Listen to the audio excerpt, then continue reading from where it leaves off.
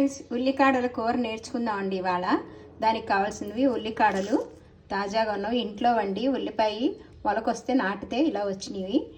దానికి పోపు సామాను మినప్పప్పు, శనగపప్పు, జీలకర్ర, ఆవాలు, 2 టమాటాలు, 2 కరివేపాకు రెబ్బలు, 2 ఉల్లిపాయలు, తగినంత సాల్ట్, గరం మసాలా పొడి, కారము, పసుపు, 2 పచ్చిమిర్చి, ఎండుమిర్చి, అల్లం.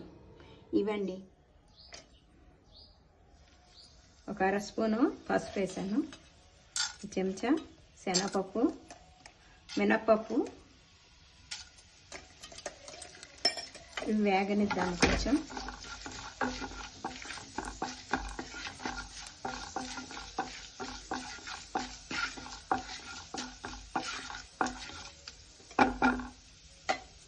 కొంచెం వేగాక జీలకర్ర, ఆవాలు, ఎండుమిర్చి,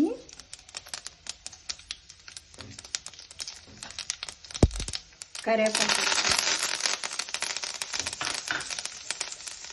పచ్చిమిర్చి చీల్చింది. సిమ్లో పెట్టుకున్నాను కోపమాటి. అల్లం పచ్చిమిర్చి పేస్ట్ అండి. వేసుకునే వాళ్ళు వెల్లుల్లిపాయ అల్లము పేస్ట్ వేసుకోవచ్చు. నేను అల్లం పచ్చిమిర్చి పేస్ట్ చేశాను. అది కొంచెం వేగాలి, బాగానే త్వరగానే వేగిపోతుంది. ఈ ఉల్లిపాయలు అండి, సన్నగా తరుక్కున్న ఉల్లిపాయలు.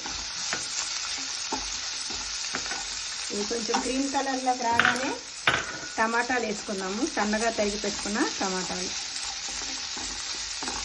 ఉల్లిపాయ సన్నగా తరుక్కున్నాం కదా, త్వరగానే వేగుతుంది. ఇది క్రీమ్ కలర్లోకి వచ్చింది కదండి. ఈ పచ్చివాసన పోయాక ఉల్లిపాయ,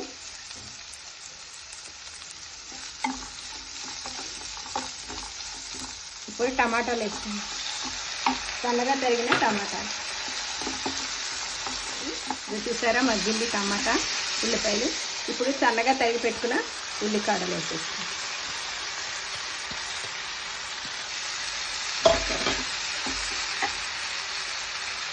తగినంత సాల్ట్ వేసుకుందామండి, చూసుకుని వేసుకోండి.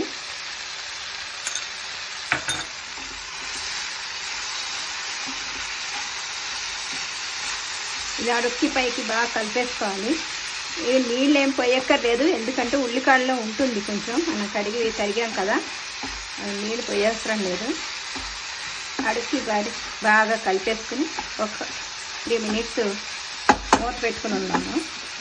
ఇవ్వండి, చూసారా ఇలా మగ్గిపోయిందా.